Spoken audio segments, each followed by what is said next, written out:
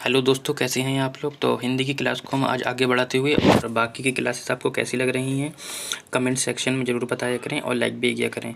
और पीडीएफ को प्राप्त करने के लिए आप हमारे टेलीग्राम चैनल से भी जुड़ सकते हैं, जिसका लिंक मैंने डिस्क्रिप्शन में दे दिया है। तो क्वेश्चन नंबर 21 से शुरू करते हैं। क्वेश्चन नंबर 21 कहता है कि विद्यालय में एक से अधिक भाषाओं का शिक्षण क्या होता है। देखो, ये क्वेश्चन मैं पहले भी करा चुका हूँ, इसलिए बदल बदल के इसका रूप आता है। एक से अधिक भाषाओं का मतलब होता है कि भाषाएं जो होती हैं साधन के रूप में प्रयोग की जाती हैं कक्षा में, जिससे क्या होती है बच्चे जल्दी सीख जाते हैं एक दूसरे की भाषाएं। अगर हम ऑप्शन के हिसाब से आंसर देंगे, कह रहे जटिल समस्याएं उत्पन्न करता है। कह रहे जटिल समस्याएं उत्पन्न करता है अगर अधिक भाषा का प्रयोग किया जाएगा, यानी कि बहुभाषिक कक्षा होगी। कह रहे हैं अनेक भाषाओं के शिक्षकों के रोजगार को बढ़ावा मिल जाएगा। कह रहे बहुभाषिकता और राष्ट्रीय सद्भाव का प्रसार करता है या व्यवहारिक नहीं है। देखो, व्यवहारिक नहीं है, ये तो गलत है। जटिल समस्याएं उत्पन्न करता है, नहीं साधन है, साधन उत्पन्न करता है ना कि समस्याएं, है ना। कह रहे अनेक भाषाओं के शिक्षक, रोजगार से क्या मतलब है, यहाँ पे रोजगार तो उनका चल ही रहा है ना। टीचर हैं तो सैलरी तो मिलती ही होगी, एक से अधिक भाषा बोलेंगे तो थोड़ी सैलरी ना मिलेगी। कह रहे हैं कि बहुभाषिकता और राष्ट्रीय सद्भाव का प्रसार, बिल्कुल ऑप्शन सी करेक्ट हो जाएगा आपका, ऑप्शन नंबर सी। ठीक है, आगे बढ़ते हैं क्वेश्चन नंबर 22 की ओर। क्वेश्चन नंबर 22 कहता है आपका, कहता है कि भाषा शिक्षण की प्रत्यक्ष विधि में आप क्या करते हैं। कह रहे मातृभाषा का निरर्थक हस्तक्षेप होता है, भाषा अर्जन की स्वाभाविक स्थिति का निर्माण होता है, अतिरिक्त शिक्षण सामग्री की कोई आवश्यकता नहीं होती। और डी ऑप्शन कहता है कि भाषा की विविध संरचनाओं के लेखन हेतु अभ्यास पर बल दिया जाता है। कह रहा है कि भाषा शिक्षण की प्रत्यक्ष विधि में क्या होता है। कह रहा है मातृभाषा का निरर्थक, बच्चों निरर्थक नहीं होता, सार्थक हस्तक्षेप होता है। कह रहा है भाषा अर्जन की स्वाभाविक स्थिति का निर्माण होता है, बिल्कुल हो सकता है ऑप्शन। कह रहा है अतिरिक्त शिक्षण सामग्री की कोई आवश्यकता नहीं होती, बिल्कुल होती है, बच्चा सीखेगा कैसे ऐसे, है ना। भाषा की विविध संरचनाओं के लेखन हेतु अभ्यास पर बल दिया जाता है, केवल अभ्यास पर बल थोड़ी ना दिया जाएगा, है ना। तो ऑप्शन क्या हो जाएगा आपका, भाषा अर्जन की स्वाभाविक स्थिति का निर्माण होता है। ठीक है, ऑप्शन नंबर आपका हो जाएगा बी। आगे बढ़ते हैं क्वेश्चन नंबर 23 की ओर। 23 क्वेश्चन हमारा कहता है कि भाषा के रचनात्मक आकलन का सर्वाधिक बेहतर उदाहरण कौन सा है।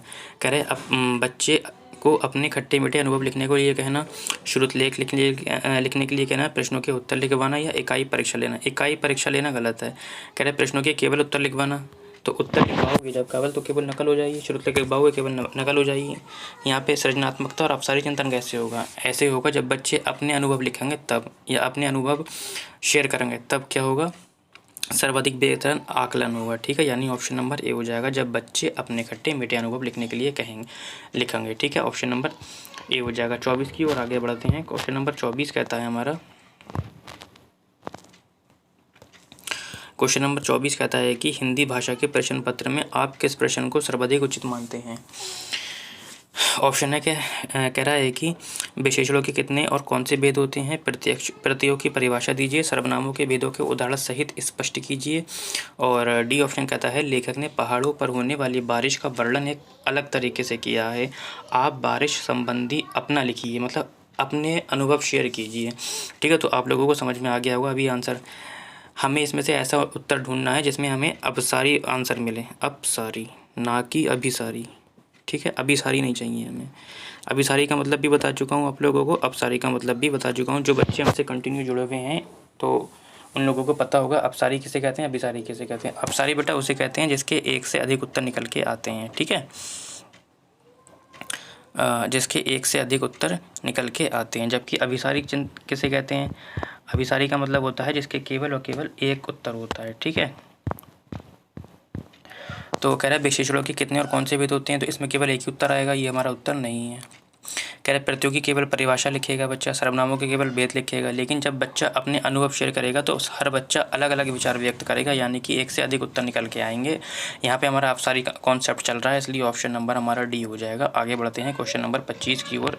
ये तो कोटेशन से समझ लो हर बार आता ही आता है चॉम्स्की का, बस ये है थोड़ी सी लैंग्वेज बदली भी होती है। कह रहे चॉम्स्की के अनुसार एक्स के कारण बच्चे सीखते हैं। कह रहे भाषाई समाज के कारण, भाषा अर्जन क्षमता के कारण, भाषा आकलन क्षमता के कारण या व्याकरणिक नियमों की जानकारी से।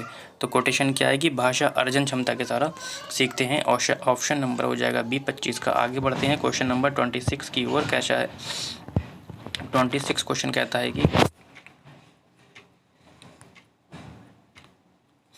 क्वेश्चन नंबर 26 कहता है कि भाषा शिक्षणों में अनिवार्य है, मानक भाषा पर बल दिया जाए, समग्रतावादी दृष्टिकोण पर बल दिया जाए, या विशेष आवश्यकता वाले के साथ भिन्न व्यवहार किया जाए, या वर्तनी संबंधी गृह कार्य दिया जाए। देखिए भाषा शिक्षणों के अनिवार्य क्या अनिवार्य है, कह रहे वर्तनी संबंधी गृह कार्य देंगे, अनिवार्य है नहीं भैया। कह रहे विशेष आवश्यकता वाले के साथ भिन्न व्यवहार नहीं करना है, हमें समावेशी कक्षा चलाना है ना।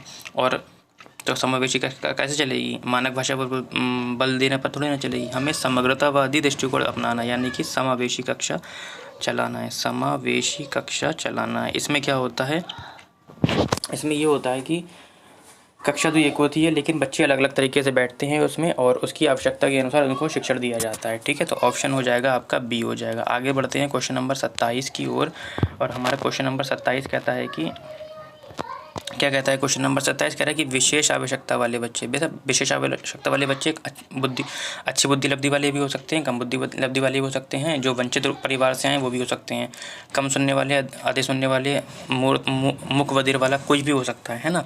तो बच्चों की भाषा का आकलन करते समय आपको क्या करना चाहिए, यदि आपका बच्चा विशेष आवश्यकता वाला है, कह रहे हैं उन्हें प्रश्न संख्या में छूट मिलनी चाहिए, उन्हें अधिक अंक देने का प्रयास करना चाहिए, उनकी क्षमता और सीमाओं का ध्यान रखना चाहिए। समझ गए होगे आप लोग, अभी मैं समझा कर आया हूँ। उनके प्रति दया भाव, देखो उनके दया नहीं दिखाना, दया दिखाओगे तो उन्हें लगेगा कि हम विकलांग हैं, है ना। उन्हें प्रश्न पर छूट दो, ये भी तो दया हुई ना। उन्हें अंक देने का प्रयास करो, ये भी दया हुई। तो ऑप्शन तो ऐसे ही कट गया। उनकी क्षमता और सीमाओं का ध्यान रखना है, ऐसे नहीं जो 140 बुद्धि लब्धि वाला है, जैसे उसको हम जैसे पढ़ा रहे हैं वैसे ही विशेष आवश्यकता वाले को पढ़ाएंगे, ऐसा नहीं होना चाहिए। हमें हर बच्चे को एक ही क्लास में रखना है, लेकिन उसकी क्षमता और सीमाओं का ध्यान रखकर उसे हमें क्या देना है, शिक्षा देना, यानी कि ऑप्शन नंबर हमारा सी हो जाएगा। आगे बढ़ते हैं क्वेश्चन नंबर 28 की ओर।